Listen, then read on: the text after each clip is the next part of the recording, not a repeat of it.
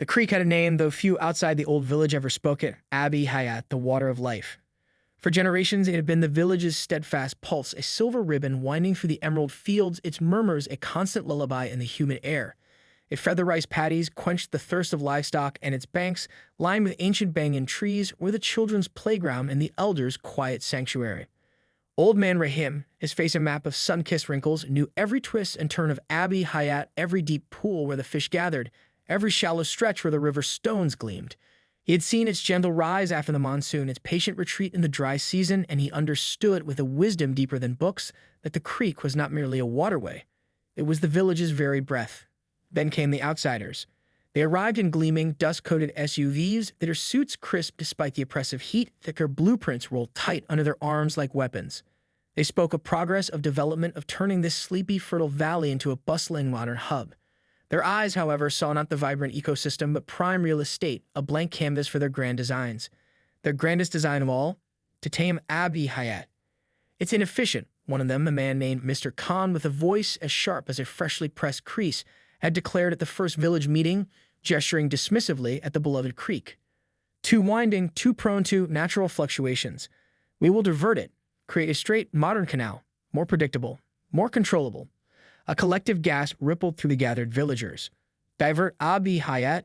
It was akin to suggesting they divert the very air they breathed.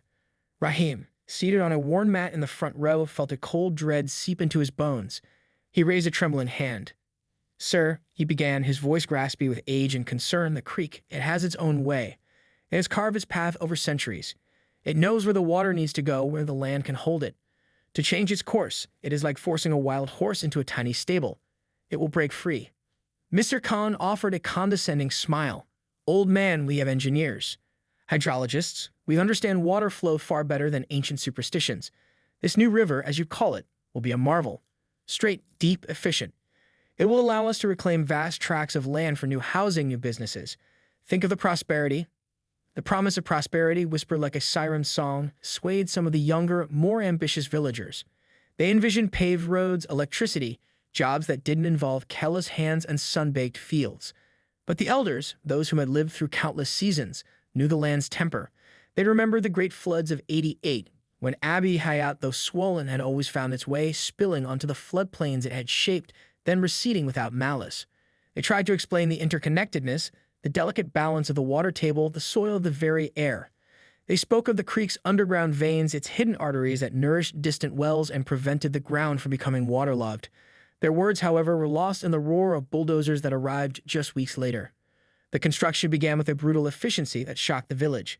Giant machines, alien beasts of steel and noise, tore at the earth. They began by building a massive earthen dam, a colossal barrier that slowly and inexorably began to choke the life out of Abi Hayat. The water, once free-flowing, began to pool, then stagnate upstream. Downstream, the creek bed, once vibrant, began to dry, revealing cracked mud and dying fish. The air, once alive with the croaking of frogs and the buzz of dragonflies, grew eerily silent. Simultaneously, a vast trench was being carved parallel to the old creek, a raw, gaping wound in the earth that was to be their new river. The villagers watched helpless as their water of life was slowly, deliberately murdered. Rahim would sit by the dying creek bed each evening, feeling the silence, a heavy premonition settling over him like the dust kicked up by the relentless machines. He knew with a certainty that chilled him to the bone that they were not just blocking a creek. They were unbalancing something far greater, something ancient and powerful, that would surely seek its own terrible equilibrium. As the weeks spilled into months, the consequences of the outsiders' grand design became painfully evident. The dam, a monstrous earthen wall, held Abi Hayat captive, transforming the once flowing upstream into a vast, stagnant lake. The water, deprived of its natural movement, grew murky, a breeding ground for mosquitoes that brought with them a fresh wave of illness. The rice paddies, once lush and green, began to crack under the relentless sun. The irrigation channels, fed by the creek's natural flow, were now bone dry, their beds littered with parched weeds. Downstream, the suffering was even more acute. The vibrant silver ribbon of Abi Hayat had vanished, replaced by a dusty, desolate scar. The banyan trees, their roots once quenched by the constant flow, began to droop, their leaves turning brittle and brown. The fish, once abundant, were gone, their carcasses baking in the sun-baked mud. The wells, which had always drawn from the creek's deep, unseen network, began to run dry, forcing villagers to walk miles to distant, often contaminated sources. The laughter of children playing by the banks was replaced by the weary sighs of women carrying heavy water pots. Mr. Khan and his team, however, remained oblivious or perhaps indifferent. Their focus was entirely on the new river, the straight, deep canal they were carving. They celebrated each meter dug, each section lined with concrete, proclaiming it a triumph of modern engineering. They began to divert the pooled water from the dam into this new artificial channel, bypassing the village entirely. This new river, they declared, was for the benefit of their burgeoning development, the sprawling residential complexes and commercial centers rising on the land they had reclaimed.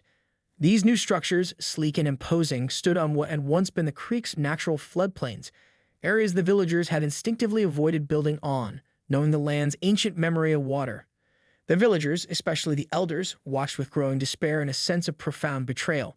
They had pleaded, reasoned, even protested, but their voices were drowned out by the roar of machinery and the persuasive rhetoric of progress. Old man Rahim, his heart heavy, observed the changing landscape with a grim certainty. He saw the new concrete-lined channel, a stark, unnatural line across the land, and knew it was a cage, not a conduit. He saw the new houses rising so confidently on the old floodplains and felt a chill that had nothing to do with the evening breeze. The monsoon was coming. The sky, for weeks, had been a clear, relentless blue, but Rahim could feel the subtle shifts in the air, the distant rumble that wasn't thunder, but the earth itself preparing. He knew Ab-e-Hayat had been silenced, but water, like life, always finds a way.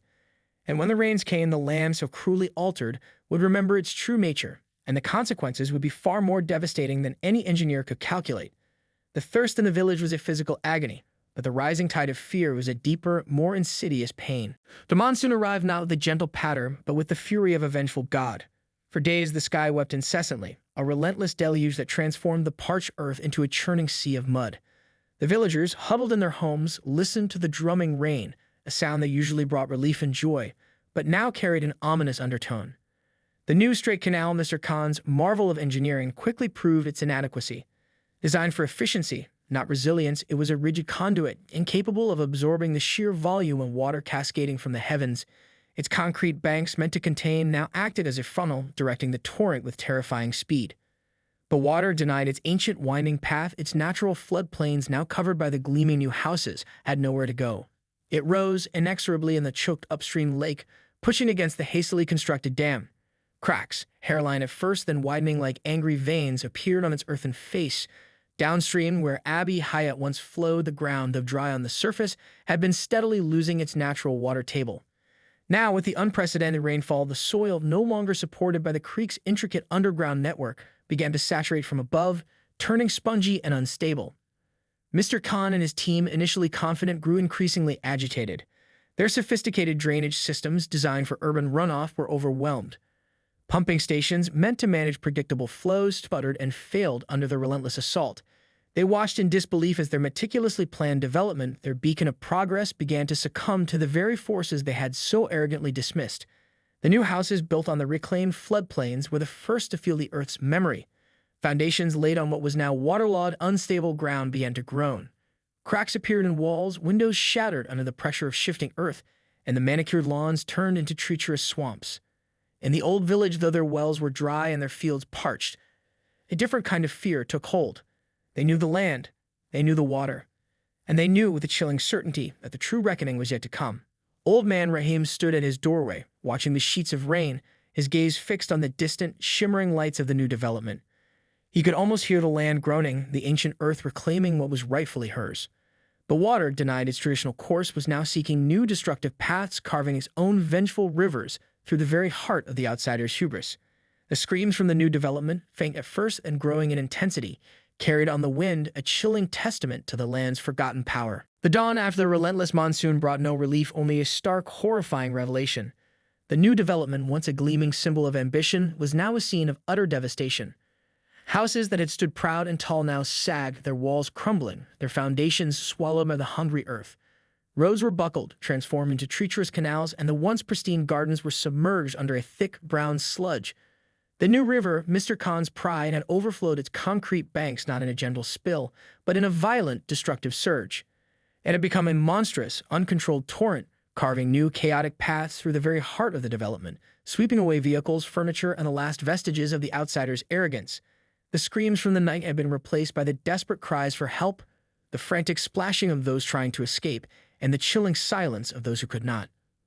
Mr. Khan, his crisp suit now mud-stained and torn, stood amidst the wreckage, his face a mask of disbelief and terror. His engineers, once so confident, now looked like shell-shocked soldiers, their blueprints soggy and useless. Their calculations, their models, their modern understanding of water had been utterly, tragically wrong. The land, so patiently abused, had finally retaliated, and its fury was absolute. Meanwhile, in the old village, a different drama unfolded. Though their fields remained parched and their wells dry, the village itself, built on the wisdom of generations, largely stood firm. Their homes, constructed with local materials and an innate understanding of the land's contours, had weathered the storm. They had no fancy drainage systems, only the ancient knowledge of where the water naturally flowed, where the earth was stable, and where to build higher.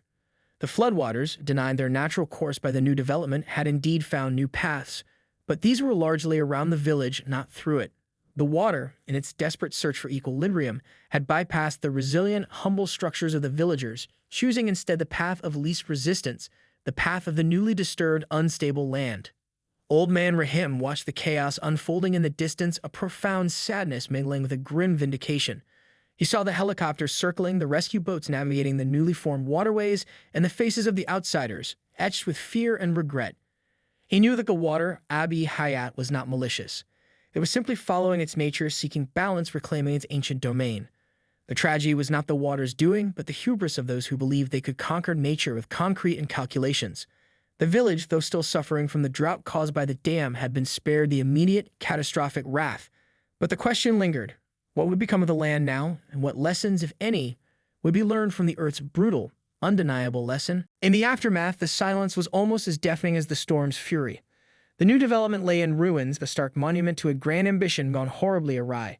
The financial losses were astronomical, the human cost immeasurable. Mr. Khan and his company, once lauded as visionaries, were now reviled, their names synonymous with disaster. Investigations were launched, blame was assigned, but the true culprit was clear to anyone who understood the land. Hubris.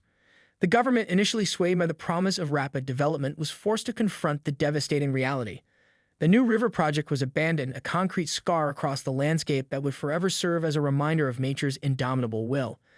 Engineers and hydrologists, humbled by the sheer power of the monsoon, began to revisit their textbooks, realizing that the wisdom of the elders, dismissed as ancient superstitions, held truths far more profound than their complex equations. For the old village, the recovery was slow but steady. The drought, a direct consequence of the dam, continued to plague them, but with the new river project halted, hope began to flicker. Under the guidance of Old Man Rahim and other elders, the villagers began the arduous task of repairing the damage to Abi Hayat. They carefully dismantled sections of the dam, brick by painstaking brick, allowing the water to begin its slow, hesitant return to its original course. It was a laborious process, requiring patience and a deep respect for the land. They cleared debris from the old creek bed, replanted native trees along its banks, and painstakingly restored the irrigation channels. Slowly, almost imperceptibly at first, Abi Hayat began to breathe again. The stagnant lake upstream gradually receded, its waters finding their way back into the familiar, winding path. Downstream, a faint trickle appeared, growing stronger with each passing day until the silver ribbon once again danced through the fields. The banyan trees, though scarred, began to sprout new leaves. The fish miraculously returned. And with the return of the water, the laughter of children echoed once more along the banks. The new development, however, remained a ghost town, a testament to the folly of fighting nature. Some of the displaced residents from the development, those who had lost everything, began to seek refuge in the old village, observing the villagers' resilience, their quiet strength, and their profound connection to the land. They came out with blueprints, both questions, seeking to understand the wisdom they had once scorned. The story of Abi Hayat became a cautionary tale whispered across the region, a reminder that true progress lies not in conquering nature, but in living in harmony with it. Old Man Rahim, sitting by the now-flowing creek, watched the setting sun paint the water in hues of gold and crimson. He knew the land had healed, and in its healing, it had taught a lesson that would, hopefully, never be forgotten.